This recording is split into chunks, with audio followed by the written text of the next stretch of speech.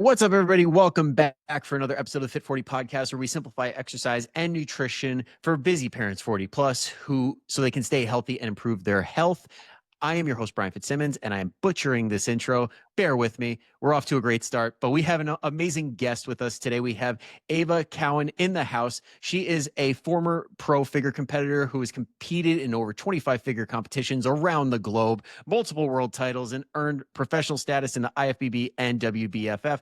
She is a certified personal trainer, expert in competition prep, fat loss, and muscle gain, and a coach for Team Biolayne. So she is a wealth of knowledge. I cannot wait to talk to her about pretty much all things body composition. So, Ava, welcome to the show. Thank you so much for having me. Absolutely. I was looking forward to it when Andrew Coates, again, please, people, go listen to the Lift Free and Diet Hard podcast once you're done here. He's been an incredible help with hooking me up with amazing guests. And Ava is the latest one that he tagged and said, hey, she's awesome. You got to have her on. And I'm like, say less, buddy. I'm all for it. So thank you for taking the time. Thank you so much. He was great. I haven't been on a podcast in a while, and he was fantastic. I mean, it's cool when you get to do these things because you learn along the way too. And the things he was talking about, I was like, ooh, I've got to go see what he does, whether it's speaking or I'm not sure, but there's a lot of depth and a wealth of information. So, Definitely. Definitely. And mhm. as we were talking about before I hit the record button, it's so nice just talking with professionals in this capacity because we bounce back and forth and like we learn from each other and talk about things. And honestly, sometimes it just helps to put words to it and put it out there to be like, am I right on that? Absolutely. It's always about connecting, and you always can learn something from every person you meet. And so that's what I love to do. I love to continually learn.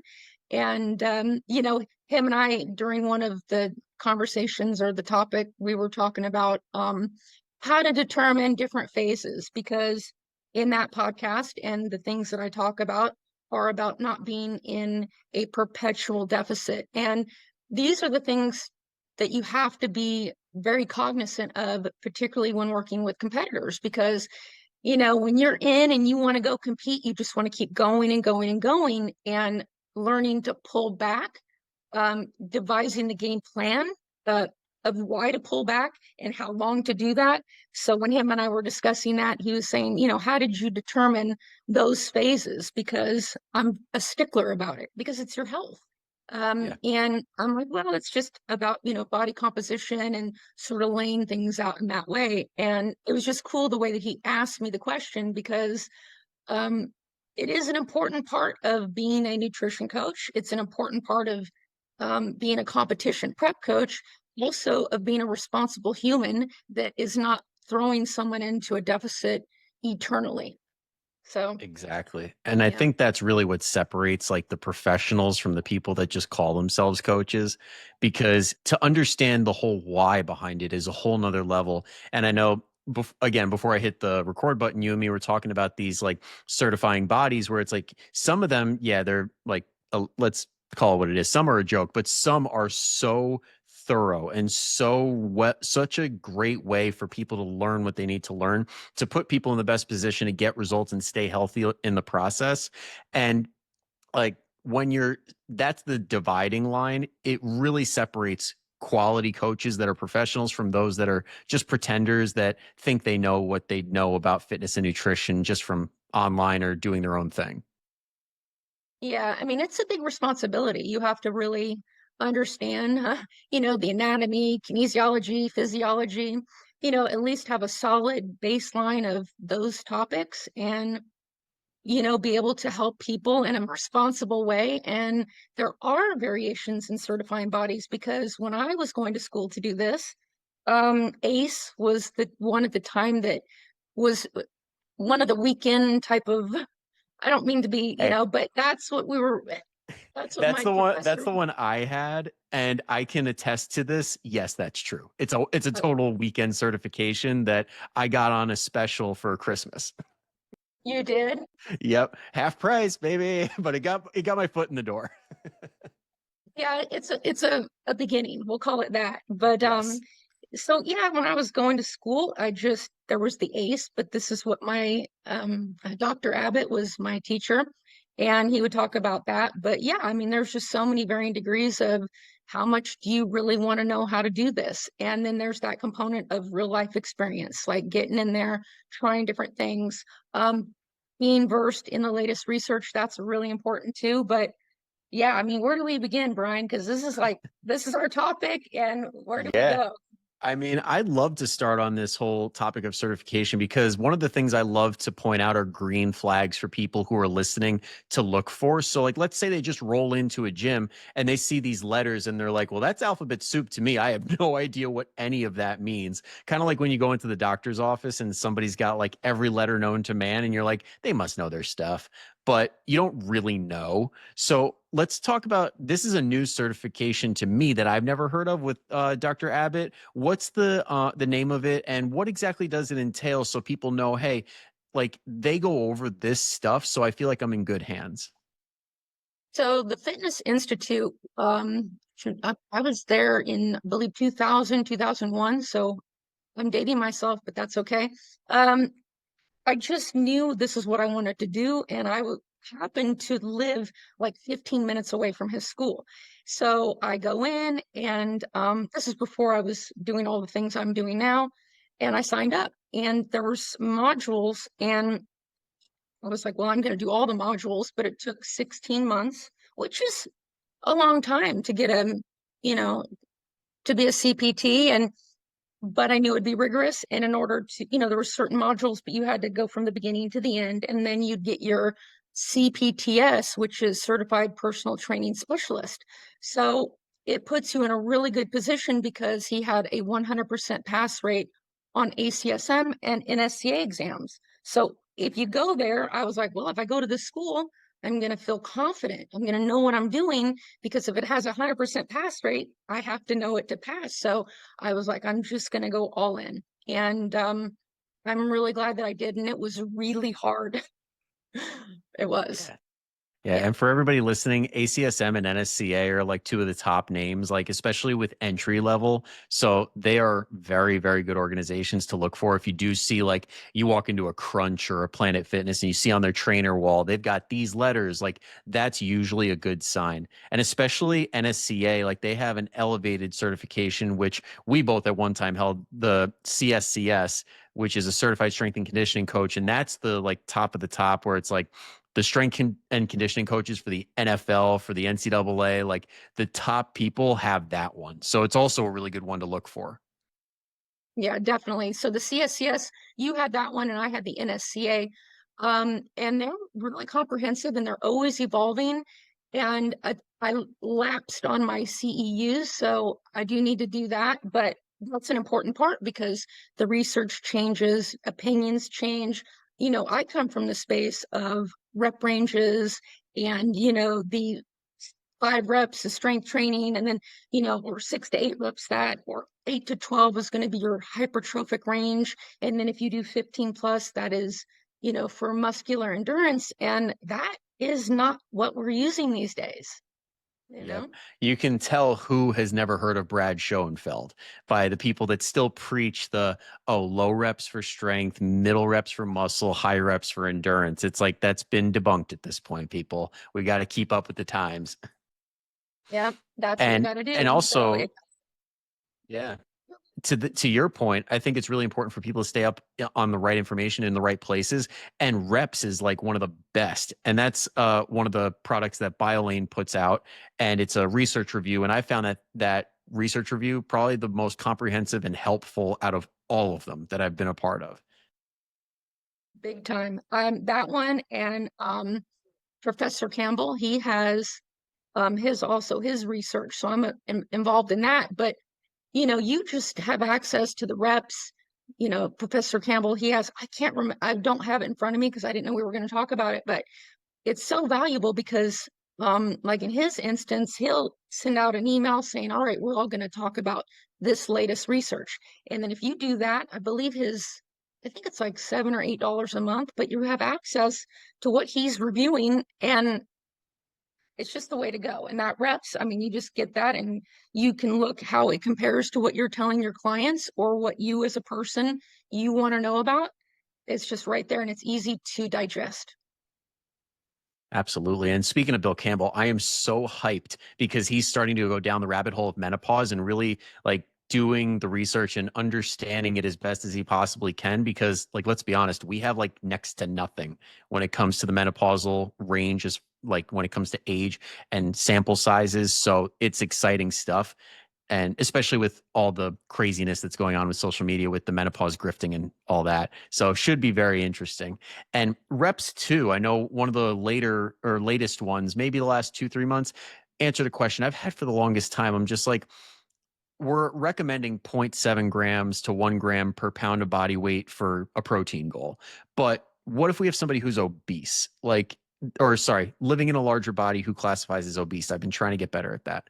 Um, if somebody is holding on to say 3, 4, 500 pounds, that's an absurd amount of protein. But then when it comes to going by lean body mass, which I want to say it was May's issue, it answered it and said like basically it equates to around, you want to be like 1.1 grams of protein per pound of lean body mass if you have access to a DEXA or something like that. And I'm like, there we go. Thank you. Question answered.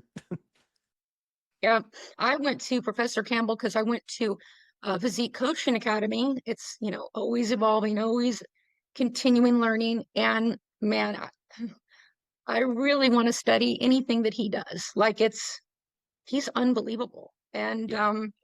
I kind of lost where I was going with that. So I guess This I kind of this lost my show is way. nothing but random rabbit holes. We eventually get back to the surface at some point. I'm like, how do we get back to it? Because I get so many ideas and it goes, shoom, and then I want to go across and address them all. But the protein, I messaged him because I had a plant-based client. And because I was in that going to Physique Coaching Academy, I thought, and he said, if you have any questions, well, protein is the question that everyone wants to know. And I am interested in what's the bare minimum protein? Because with a plant-based client, that's what I need to know because it's tough. It is tougher to get it in. And he told me the 1.6, I believe at the time 2.2 grams per kilogram. But I personally do use the lean body mass when I set macros up for clients. So there's a few different ways you can go about it, but in the case of the person that's larger, and you know what I want to talk about is why you're working on it. I'm curious about what occurred and why you're changing what you said about that. But yeah, we can talk about that. I Yeah. keep losing my place, but Yeah, no, I had an incredible guest on who works mostly with populations of people that are living in larger bodies that don't exactly fit the mold when it comes to what most people think of when it comes to the gym. And I'm like, he brought up some great points because I know when it comes to inclusive language, I know people who have children that are on the spectrum, for example, love the people first language because I mean it should be people first, where it's like this is a person who is dealing with this. It's like you are not obese, like that's your label. It's like, no, you classify as obese, that's you have excess body fat, but at the same time, you're a person that just happens to be in a larger body than somebody else. yeah. Yeah, in most cases, it's mostly, I guess, ideal body weight would be the way forward with prescribing the protein. And when someone is larger, um, yeah, and Professor Campbell was talking about some aggressive deficits and the research he was doing. And that to me is the most fascinating subject because it leads you right into reverse dieting. And I mean, it's just fantastic topics. But he did tell me that the 1.6 to 2.2 grams per kilogram of body weight, because the research is done in kilograms. So that's why he uses that. And even when I explain to my clients about those targets that I set for them, I leave kilograms in when I talk about their lean body mass or their, fat mass, because that's what's required to set those targets. So, just sort of getting a little bit more nuanced in fusing protein. But if you could do one gram of protein per, per kilogram of ideal body weight, that is helpful. Yeah. Absolutely. And I know, at least for me, when I'm looking at a client and I use the Navy method because it's just so easy to do with neck, waist, and hip measurement. So we could estimate where lean body mass is. And I usually wait for like 2 consecutive months where it's like, okay, we're either stagnant or we're losing lean muscle to be like, yeah, we should probably come out of the diet. We should probably come out of the deficit because that's probably a good sign that we don't want to go to that place if we're doing this for health and we're not competing or anything like that. And I'm curious when it comes to the competitors, like how much are you willing to push it to that point before being like, like, because you're on a bit of a time frame. You're on a time frame, and so it's tricky. You want to move in the direction of what you're doing while you don't have a show pending. So moving into like a pre-prep phase is super important, but it is true you have to allow extra time. So it's just when you have that deadline, you have to go, all right, I need about 5 additional weeks from that deadline to allow the space for something to go wrong, for adaptations to occur, and something could happen in your life. So you sort of have to preemptively plan by just adding more time. That's how I do it. Yeah. And as you're saying that, I was thinking about a lot of times I have the conversation of people have this image in their head of what they want to look like. And they usually think it's at this specific weight, but being a competitor and like I've done a few shows as well, not to the same extent as you, but it's like when you have that image in your head and you think this is the weight, take another 10 to 20 pounds lower because it's never that weight. And you just hit Mhm. there and you're just like, damn, I really thought I'd be there by now. Yeah. I just find that you have to go there to your ideal place and then you will know because until you do it, you do not know. Yeah. And I think that's where lean body mass comes into play too, where it's like it gives you some really good information because if you know your lean body mass number and say you're chasing abs, for example, for men, that would probably mean let's get at least under 12% because some people can still like magically rock it at 12%, don't know how, but like they can do that and say, okay, my lean body mass is this. I'm going to multiply it by 1.12 for 12% and aim for that and be like, fairly certain that'll get them there. But a lot of people just kind of go at it with, I think this is where it's at. Yeah, it's the case of a competitor and getting to that level of leanness, it's unique in that no matter what the DEXA says, no matter what the measurements you take are, it's you got to just go there and it's a visual thing. So even you can have the understanding of knowing what your body fat is, but you really just got to be ready because and you got to have the look you're looking for because that looks different on each person. Yep. And then we're not even taking 10%. into account when you introduce the carbs back in, and then all of a sudden people blow up like balloons in a good way. In a very good way. Yep. Yeah. And that's the Do good you weight that I think not enough people know about because do people are you like, oh, sorry, go ahead. no, I was just going to say, do you work with competitors? No, I do not. I work mostly with Gen Pop, more specifically, mostly moms over 40. So I love that crowd. And it's similar how there's a lot of overlap though with like expectation setting with focuses that may take away from the overall goal that sometimes competitors can fall into as well. Hmm. Because one of the big ones I think is also like understanding weight versus look and understanding that you want good weight. Like that last 5 to 10 pounds, you might not want to lose that because that's the good weight, like the weight that makes you feel human. Yeah, you don't really feel human when you're really ready for a show. You just Yeah. don't. It just feel terrible.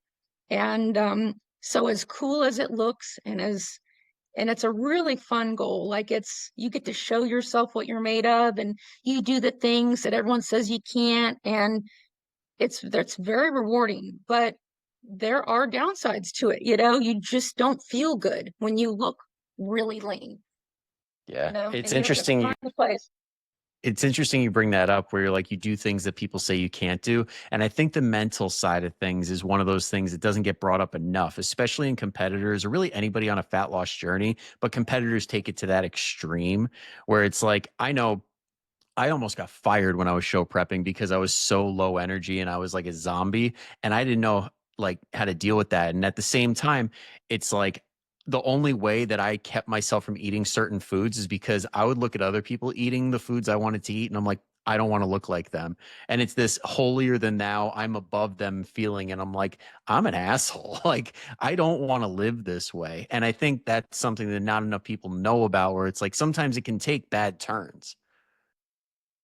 Yeah, it really can. And you do sometimes play mind games with yourself to get to that stage, but there are all those experiences where you look at other people eating. That's interesting that you said that because I have experienced that where you kind of get disgusted in a way that they're Hmm. not taking care of themselves. It's a weird thing because that wouldn't be a normal thing that I would think of, but in the depths and the throes of competition prep, I didn't know if I was saying that just to sort of boost myself up to continue on or and that was like a snapshot in time, but yeah, you have to really kind of trick yourself and say things that'll Yeah. I get you to think that finish line.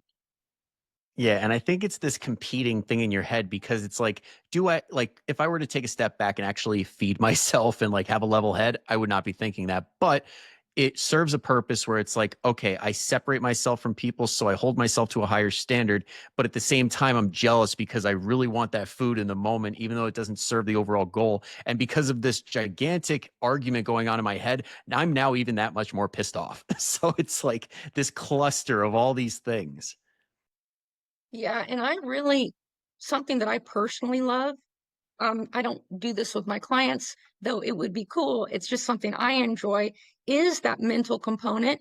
And this ties back into Professor Campbell. He was talking about rapid or aggressive fat loss, and he was talking about some studies. And at the time of listening to his lecture, um, I had a lot of body fat, and I was a person that was perfect to do this, and I did it because I wanted to address the mental component of the things you tell yourself while in an aggressive deficit. And I was at 1,039 calories for 6 weeks, and I didn't complain at all, not once.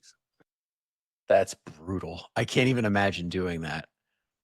I did it because I wanted to step fully into understanding how much energy you have to have just as a person, like living life, going to work. Because as a coach, I wanted to know if I was going to implement something like this for an appropriate client, could they do it? Could they go to work? Could they be okay? Um, and it could be brutal, but I really enjoy challenging core concepts, belief systems. I just wanted to not complain because as a competitor, unless you address that, you will. It's easy to be like, and you're negative, negative, negative, negative, and you can go into this thing, and it's hard to get out of it. And I thought, no, I'm gonna do this differently because everything is mental, Yeah, everything. 100%. And it's cool how you brought up the fact that you were at like basically 1,000 calories, give or take, like you're when you're doing it as a competitor, being as accurate as competitors are, because it really depends on their placing and how they're going to do. So competitors are way more accurate than the average person. So you're saying you're doing 1,000 calories, and it's like that's probably 100% true. Whereas if somebody else says I'm eating 1,000 calories, it's like, yeah, well, if you're falling into the general population, add 500 to 1,000 calories on top of that, and that's the real amount you're probably eating. Yeah, people don't realize what is in food. There's just mystery labels and, net carbs and 20% discrepancy is allowed on a nutrition label. And that's a little daunting. And then if you miss something like the creamer in your coffee or that pack of sugarless gum that has 2 grams of carbs per slice, it's everywhere. Yeah, and it's not like those little things in isolation are going to do a whole lot, but when your whole day includes a bunch of little stuff, it adds up so much. And then if you're in a diet, like if you're in a true deficit, your body's going to crave stuff like that because you're going to feel better when you do it because you're getting the energy that you are deficient in. So it's like there's all these things working against you. And without the awareness, it's like, how do you even stand a shot Yeah, or stand a chance? it's a trip because when I remember discovering or yeah, it's a discovery. When the 2 grams of carbs in each piece of gum, I was like, I mean, that's a lot of calories when you're on low calories. And so it does all add up. And you have to, for me, I just wanted to really refine the mental component of everything. And because I know that everything's mental, I wanted to address not being incessantly negative, not going down that path, because that's the work that's important to me as a person. Like, I want to do the hard things that and make them not hard. And I think that's a credit to reflection in general, where it's like being able to take a step back and reflect on certain experiences can be the most valuable thing in the world. Because at the end of the day, you get to see this is what happened. And I want this instead, or like I want to do something else, or I want to do this in a different way. And then you're in the power seat. You're not just like a victim to whatever's happening around you.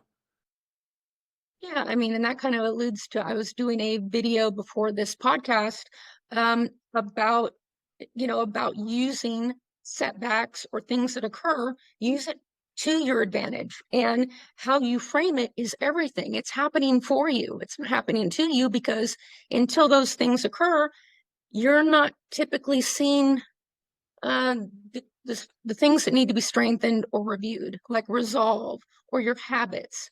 What is not fully locked in gets revealed when things go sideways.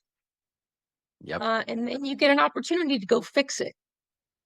Yep. When shit hits the fan, you find out how much shit has been brewing. Yep. Yep. Yeah.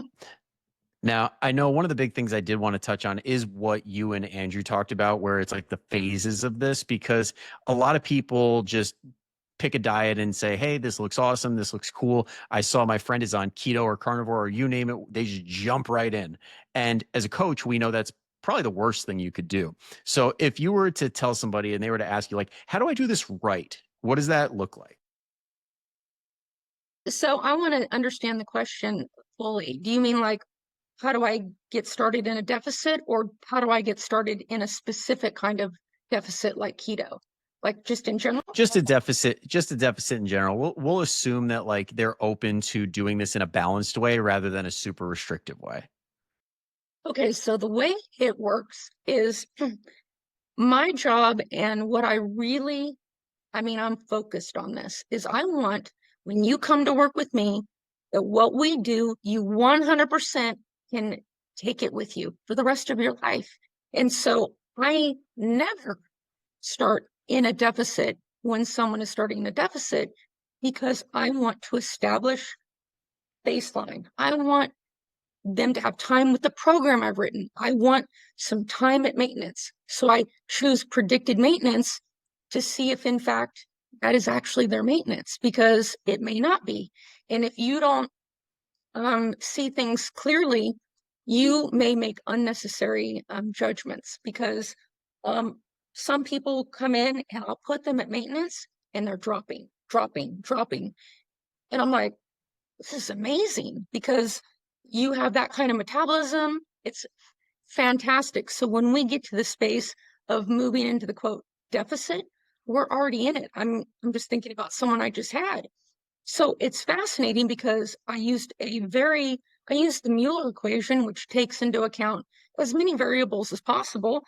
And even doing that, even them having a DEXA, setting that up, you still don't know until you have an experience. So living at maintenance, what does that look like? And locking things into place. People are setting their alarms. They're locking in habits, seeing what it feels like to get those steps in. And then after about 2 weeks, we're locked in. So then I have the data. I can see, all right, when I move to that deficit number, do I need to go as low as what this is suggesting? Or, I look at the data. So then I may not have to be as aggressive. Or sometimes I go, this is a problem in the case of people who undereat, that kind of thing. So that's what it looks like to step into a protocol of working with me, because my whole goal is I want to find that protein target that you can live at, that you're not choking protein down.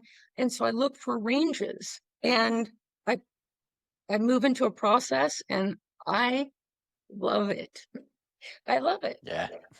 Yeah. Yeah, it makes things so predictable at that point, right? Where it's like, we've seen how your body works. Like now we can actually adjust our expectations and put a pretty reliable guideline in place, like a timeline. Yeah, you can put a timeline in place. And I put the timeline in place. It's interesting too, because that 2 weeks, you discover a lot. So I spoke about the person that could potentially not have to go as low in calories. There's the other side, unfortunately. So if someone is starting with me and they want to lose body fat, and I'm like, okay, here's your predicted maintenance, and they can't even meet half of it, and I'm like, uh, and they're like, this is so much food. This is so much food. And I'm like, yeah, but this is what you should be eating to just maintain. Yeah. So now we see, uh-oh, I mean, that's problematic. So there's a lot of different things going on psychologically, meaning you have to have that conversation of, hey, we got to bring this up. You're not in a position to be in a deficit because you've been in one for who knows how long. And so you got Yeah. to go repair things. Yeah, it does. Like you feel really bad as a coach when you have somebody like that that's super low on calories and nothing's really happening. And even if they're being totally honest, super accurate, and things still aren't moving at such a low calorie amount, you're just like, all right, we need to increase these at some point. And it is a tough psychological thing to do if your whole life has been low calorie, low calorie, low calorie, and grew up with like heroin chic in the 90s and getting slimmer and slimmer throughout the 2000s and all these things that are like affecting your psychology. So it's definitely not an easy thing to do. Not at all. And so, like, I can easily tune in or think about, someone that I've worked with, and there's no buy in because it doesn't make sense that you need to bring your calories up in order to then, drop body fat. That doesn't make sense to the person who has been chronically under eating. So then there's that sticking point. And so, locating research or things that can educate someone to where it's what I'm discussing isn't so foreign. And, I mean, that's a tough scenario because to get to that, to not even be able to come up to maintenance, to me, that, mm, it teeters on perhaps referring them out type of thing. You can Yeah. move into something else, but they have to actually choose that. I can't just say, hey, I'm going to, because you want to keep moving those calories up, but they have to be willing to do it. Yeah. And I know one of the cool concepts I heard about, I know first time I heard about it, I think was John Berardi, is like the concept of a G flux. So I kind of use that as like a little bit of like a carrot, like hanging the carrot in front of them. Cause some people don't realize that they could be dieting so low that they're bottoming out their non-exercise activity because they're so tired all day. But then you add in a couple hundred calories and then all of a sudden they're walking more, they're tapping their foot at their desk, and that extra activity actually puts them further into a deficit by eating more calories. Yes. You actually want to move around, you feel good. You get on the phone, you start pacing back and forth because you don't feel as terrible. You have just enough. And so bringing it up enough to increase activity, you just feel so much better. And so you can address the energy balance equation from that angle. And a lot of magic can happen at maintenance. Absolutely. Absolutely. And then on top of that, when you get more calories, people usually are a whole lot more adherent. Like it's so much easier to stick to your diet when you don't feel like your calories are super duper low. Yeah, I mean, when they're super low, people don't consider the fact that your sleep is negatively impacted. That sleep that's impacted negatively impacts everything else in your life. And I mean, it's hard to stick to it. So even though you want to go ahead and go super low, super aggressive, it kind of opens the door for non-compliance. So you want to have just enough that you can do this thing, that it's sustainable, that you're not choking down protein, kind of zooming back to that protein range I'm talking about.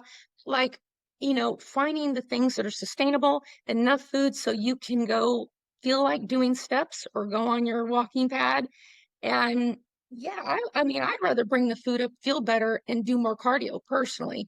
But you can address it, any way you want. Some people, it needs to be very much through nutrition. But yeah, there's a lot to be said for food. Yeah, it's interesting you bring that up. Like right before we hopped on, I was filming my solo podcast talking about people who just quote unquote can eat anything. And one of the things that I mentioned is the fact that as coaches, sometimes we'll keep it in our back pocket and say some and basically wait for somebody to say, do we need to drop calories lower? Like I hit a plateau, I'm not seeing results. And it's like, well, why don't we throw 2 more thousand steps in there and just see what happens? And then all of a sudden, we're back to seeing progress. Or like, let's just throw a 30-minute cardio session in there just to see what happens. And then it's like sometimes the activity serves you better than dropping the calories. Sometimes depends on the person. And so Yeah. being open to going with what is good for them, that's what I go for. I don't impose what I think. Like for example, I personally like calorie cycling. I love it. It helps me be very compliant during the lower days. And then, a few higher days a week, I can stick to my diet if I know Wednesday I get more food. But some people, that opens the door to overeating. It opens the door to extra planning. They don't want to do that. And so some people it's not for them. Right here. That's me. That's me. Where it's like any day you get that high calorie day, it's like we're gonna blow it out of the water. And then the next day, the hunger is so bad from that brief hit of like what my body actually is craving. I'm like, this just isn't worth the juice. The juice is not worth the squeeze for me personally. So like I know one of the things that I do that's like a version of that is like macro cycling, but daily, where it's like you have the same calories, but meal to meal macros are a little bit different. So it's like typical cases on the weekends, if I'm going out or something, I'll just have a protein heavy breakfast and lunch, like hit my protein, hit my fiber, and then save all those extra calories for later in the day. So there's so many different ways to do this. It just comes down to knowing what works best for you and having a coach in your corner that has a big tool belt. Yeah, you just want to try. The main thing is locating someone's lifestyle, what feels good to them, as long as, and because it's important to, the number one thing is to meet those targets, and finding a way to make that happen. So that does occur in those first 2 weeks where you're setting up strategies and setting up like a late night snack if that is what that person needs. But yeah, you have to have a lot of different tools because everyone's different, and what works for like you may not work for me. So it's locating it, Exactly. setting up for them, and then watching it happen. And I love what I do. So Hey, we do have a pretty awesome job. Like when people do see the results they want to see and they are able to impose those or just show their friends and family what it looks like to achieve those results. Like have you noticed in your clients like their kids or maybe even their parents getting fit, eating better and just kind of following suit? absolutely, because it's nice to bring everyone on board if at all possible, especially with the food. And it's exciting. Like I have a client now where her daughter was, watching her train and then she wanted to be a part of it. And so I put in her protocol like program they could do together, like on the side and add on so that, that they had it to do together. And so if you can bring everyone into the mix, I'm all for that. Absolutely. It's very cool. And so her and her daughter working out or just having fun, I've set up like a 15-minute routine and it's cool. No, it is awesome, especially when the kids get involved. Because you're just like, let's say somebody like grew up a little bit overweight or maybe a little bit heavier than that, and they have struggled with body image, they've struggled with like everything that comes with it, but now their child doesn't have to go through that. It's Yeah, life changing. it's life changing because they're going to do what you do. They're going to emulate your life. And no matter what you say, they're going to follow your actions. And that speaks the loudest. Yeah, absolutely. Now, when somebody does come out of, say, competition prep and they're in this place where it's like, let's build, if somebody's goal is, hey, I'm trying to put on muscle, because honestly, this is like one of the best things I've noticed in the last, I'd say like 5-ish years, is the ladies coming to me that I work with that are moms 40 plus saying, weight is great and all, but I want the muscle. Like, what would you say to somebody that's like, I want to get more muscle on my body, I want to feel better? Let's lift some weights and eat some food and get enough sleep and, you know, implement progressive overload in your training protocol, challenge yourself, try different things. Oh man, I could speak to this forever because there's many different ways to do it. And when someone wants to do it, it's exciting. And it's, my original passion and love is bodybuilding. And that is what we're doing. You can call it whatever, but it is bodybuilding. And the most beautiful physiques underneath, even, the women that are smaller, is muscle. And that's what creates that beautiful body. Um, and I'm really glad that people aren't chasing, how can I be skinnier? How can I be a smaller version of myself perpetually? And, really step into, hey, I want to put some muscle on. Um, because it feels good. There's strength in it. It makes you strong. It empowers you.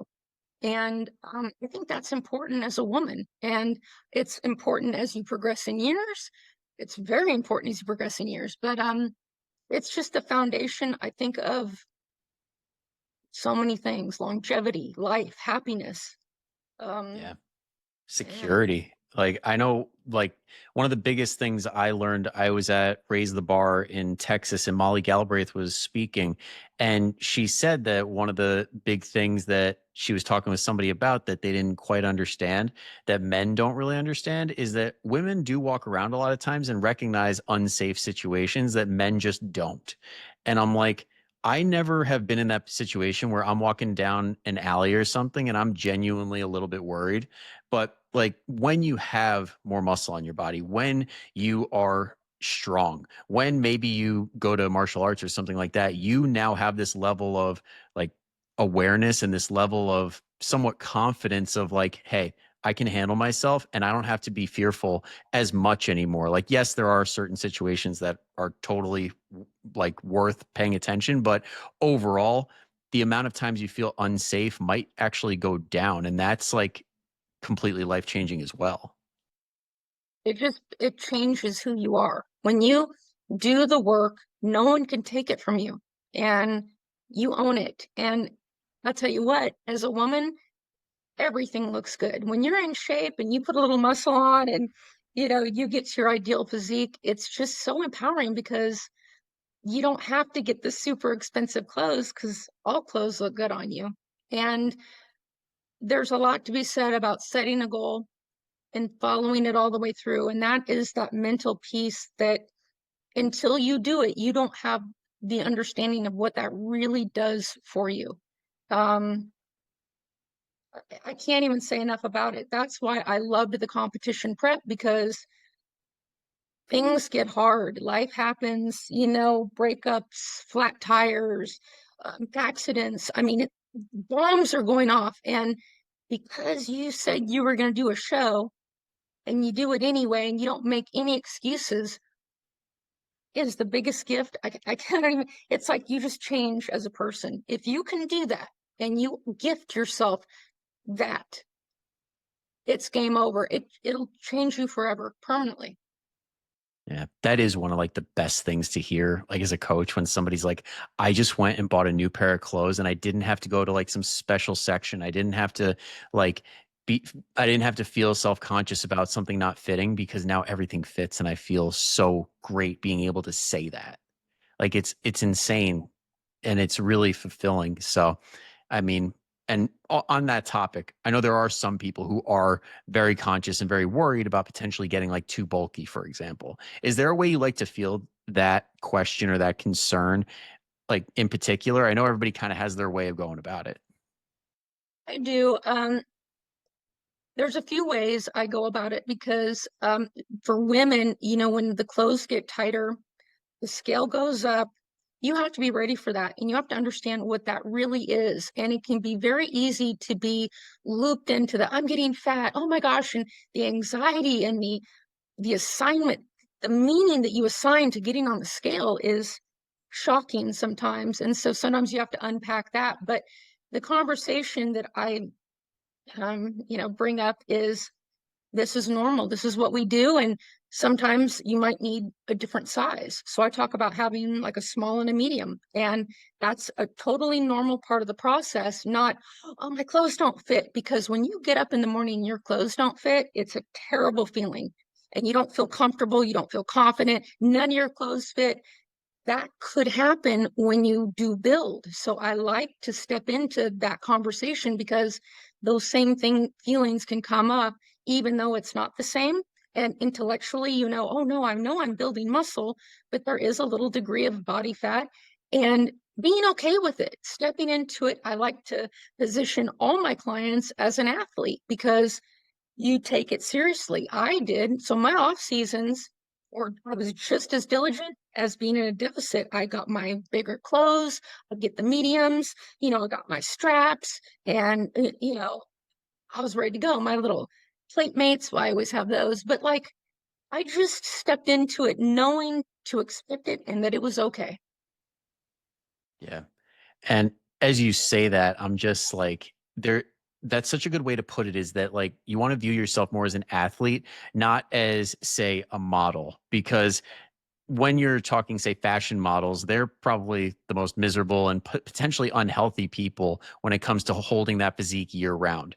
But the people that are able to do some of the craziest physical feats in the entire world, they're not super tiny. They're not super shredded all year round. Like Patrick Mahomes right now is getting a lot of crap for having a dad bod. Meanwhile, he just won the Super Bowl. And then there's Alona Mayer, who is probably one of the best things to ever happen for women across the world. She's the female rugby player that was in the Olympics, who has an amazing social presence now on social media. She was on Sports Illustrated, and it's really redefining what a feminine look is, or what exactly like is that thing that you're striving for, rather than just being smaller, smaller, smaller.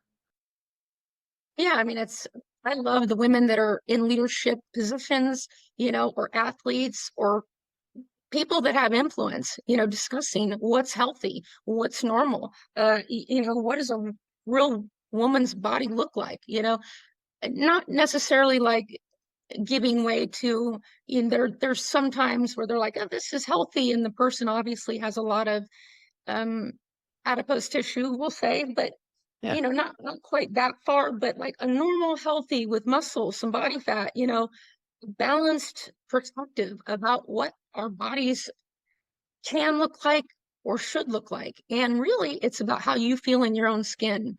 Is that, when someone comes to me, whatever moves the needle, whatever they love, that's what I'm going to love, as long as it's healthy. But yeah. Yeah.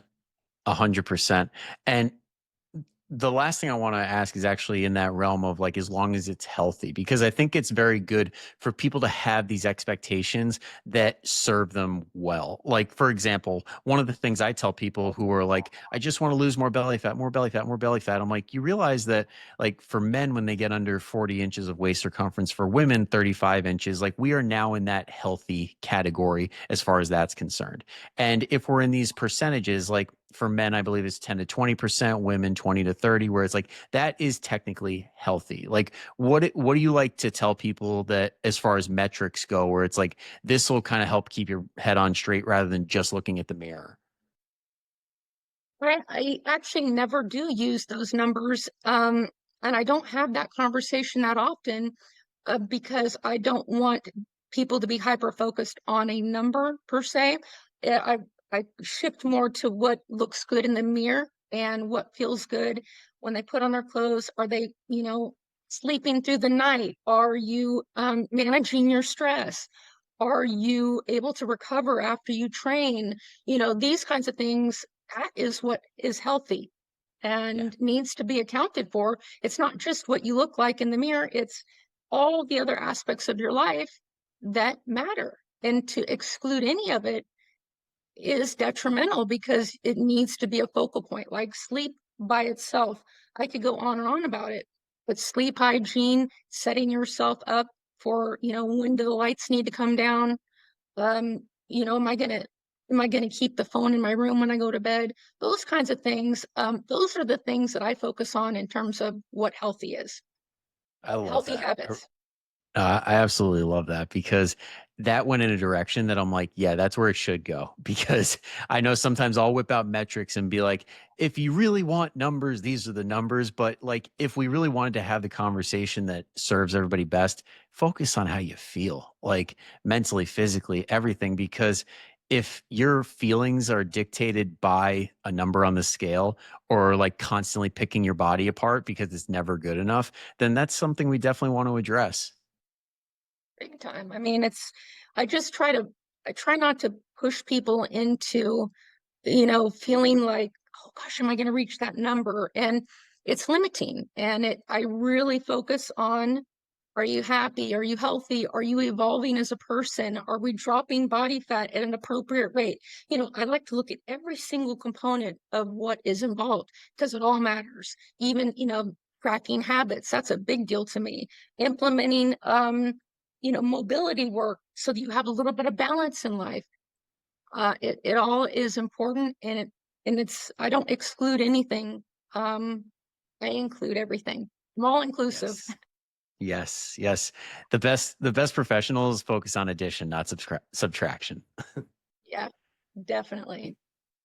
Love that. Well, I definitely don't want to take too much of your time because you have been so helpful in dishing out such great information for everybody listening. Now, if they want to catch more of your stuff and they're just like, Ava's awesome, where the heck do I find her? Where would you send them? Ava at Biolayne.com, and I'm on Instagram. Probably I need to be on there a little bit more often, but you can find me there. But email me, Ava at Biolayne, and I'll connect with you. Awesome. And everybody who's a return listener already knows, but if you came from Ava's media, just know that the everything she just said will be down in the show notes in the description. So you can just click away. Don't feel like you need to go searching. All right. And my only ask for everybody that made it this far is that if at any point you heard something that really clicked in your head and you have that person in your life in your head right now, it's like, damn, they really need to hear that. Go ahead and send them this podcast episode. They'll thank you for it. And so will we. All right. So thank you guys for making it all the way to the end. Thank you, Ava, for taking the time out of your schedule to be here and give us all your wisdom.